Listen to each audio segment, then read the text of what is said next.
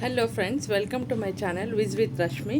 ಇವತ್ತು ನಾನು ಹಾಲ್ಗಾರ್ಗೆ ಅಂತೇಳಿ, ಅದು ಆ್ಯಕ್ಚುಲಿ ಸ್ವೀಟ್ ಅಲ್ಲ, ಖಾರ. ಬೆಳಗ್ಗೆ ಬ್ರೇಕ್ಫಾಸ್ಟಿಗೆ ಮತ್ತು ಈವ್ನಿಂಗ್ ಸ್ನ್ಯಾಕ್ಸಿಗೆ ಮಾಡ್ತಾರೆ. ಹೇಗೆ ಮಾಡ್ತೀನಿ ಅಂತ ನೋಡಿ. ಆಮೇಲೆ ಯಾರ್ಯಾರು ನನ್ನ ಚಾನಲ್ಗೆ ಸಬ್ಸ್ಕ್ರೈಬ್ ಆಗಿಲ್ಲ, ಆಮೇಲೆ ಕೆಲವೊಬ್ರು ಲೈಕ್ ಮಾಡಿದ್ರಿ, ಕಮೆಂಟ್ ಮಾಡಿದ್ರಿ, ಸಬ್ಸ್ಕ್ರೈಬ್ ಮಾಡಿದಿರ, ಮತ್ತು ಥ್ಯಾಂಕ್ ಯು ಸೋ ಮಚ್. ಬನ್ನಿ ನಾನು ಯಾವ ಥರ ಮಾಡಿದ್ದೀನಿ ಅಂತ ತೋರಿಸ್ತೀನಿ ನಿಮಗೆ. ಇಷ್ಟ ಆದರೆ ದಯವಿಟ್ಟು ಕಮೆಂಟ್ ಬಾಕ್ಸಲ್ಲಿ ಕಮೆಂಟ್ ಹಾಕಿ ಚೆನ್ನಾಗಿತ್ತು ಅಂಥೇಳಿ. ಕೆಲವೊಬ್ರು ಹೈಡ್ ಮಾಡಿ ಕಮೆಂಟ್ ಹಾಕ್ತಿದ್ರೆ, ಆ ಥರ ನೆಸೆಸಿಟಿ ಏನೂ ಇಲ್ಲ. ಪ್ಲೀಸ್ ಡೈರೆಕ್ಟಾಗಿ ಕಮೆಂಟ್ ಮಾಡ್ಬೋದು ನನಗೆ. Thank you so much. ಇಲ್ಲಿ ನೋಡಿ ಇಂಗ್ರೀಡಿಯೆಂಟ್ಸು.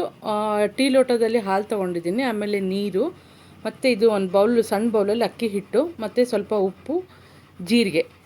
ಇದು ಇಷ್ಟು ಬೇಕಾಗುತ್ತೆ ಸಾಮಾನು ಅಷ್ಟೇ. ಈಗ ನಾನು ಹಾಲು ಕುದಿಯೋಕೆ ಇಟ್ಟಿದ್ದೀನಿ. ಇದು ಹಾಲು ಕುದೀತಾ ಇದೆ. ನಿಮಗೆ ಹಾಲು ಜಾಸ್ತಿ ಬೇಕಂದ್ರೆ ತೊಗೊಳ್ಳಿ, ಇಲ್ಲ ಕಡಿಮೆ ಬೇಕಂದ್ರೂ ತೊಗೊಳ್ಳಿ.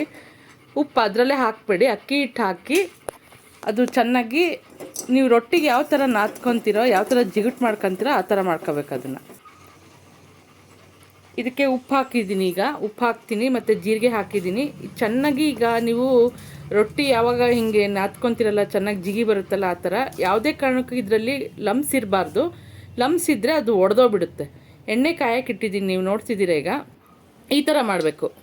ಈ ಕೋಡ್ಬೇಳೆ ಟೈಪ್ ಮಾಡ್ಕೋಬೇಕು. ಒಂದು ಸ್ವಲ್ಪ ಅದನ್ನು ಹಿಂಗೆ ಪ್ರೆಸ್ ಮಾಡಿ ಒಂದು ಹಾಕಿದ್ದೀನಿ. ಯಾವ ಥರ ಇದು ಸಿಡಿಯುತ್ತೋ ಅಥವಾ ಏನು ಅಂತೇಳಿ. ಇಲ್ಲ, ಕರೆಕ್ಟಾಗಿದೆ, ಯಾವುದೇ ಕಾರಣಕ್ಕೂ ಒಂಚೂರು ಹಾಳಾಗಿಲ್ಲ, ಸಿಡ್ದಿಲ್ಲ, ಒಂಚೂರು ಲಮ್ಸ್ ಇರಲಿಲ್ಲ. ನಾನು ಕ್ಲೀನಾಗಿ ನಾದ್ಕೊಂಡಿದ್ದೆ. ಈಗ ಒಂದೊಂದೇ ಬಿಡ್ತೀನಿ ನೋಡಿ.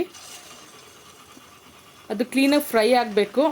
ನಿಮಗೆ ಏರ್ ಫ್ರೈಯರ್ ಬೇಕಾರಲ್ಲಿ ಮಾಡ್ಕೊಳ್ಳಿ. ಬ್ಯಾಂಗ್ಳೂರಲ್ಲಿ ನನ್ನ ಹತ್ರ ಏರ್ ಫ್ರೈಯರ್ ಇದೆ, ಅದರಲ್ಲಿ ತುಂಬ ಚೆನ್ನಾಗಾಗುತ್ತೆ. ನಿಮಗೆ ಡೀಪ್ ಫ್ರೈ ಇಷ್ಟ ಆಗಲ್ಲ ಅಂದರೆ ಏರ್ ಫ್ರೈಯಲ್ಲಿ ಮಾಡ್ಕೋಬೋದು. ಇದನ್ನು ಭಾಳ ಚೆನ್ನಾಗಿರುತ್ತೆ. ಆಮೇಲೆ ಇದು ಈಗ ಚೆನ್ನಾಗಿ ಹೆಂಗೆ ಅಂದರೆ, ನೀವು ಸಿಮ್ಮಲ್ಲೇ ಇದನ್ನು ಬೇಯಿಸ್ಕೋಬೇಕು. ಕ್ರಿಸ್ಪಿ ಆಗಬೇಕು ಮತ್ತು ಕ್ಲೀನಾಗಿ ಒಳಗಡೆ ಬೇಯಬೇಕು.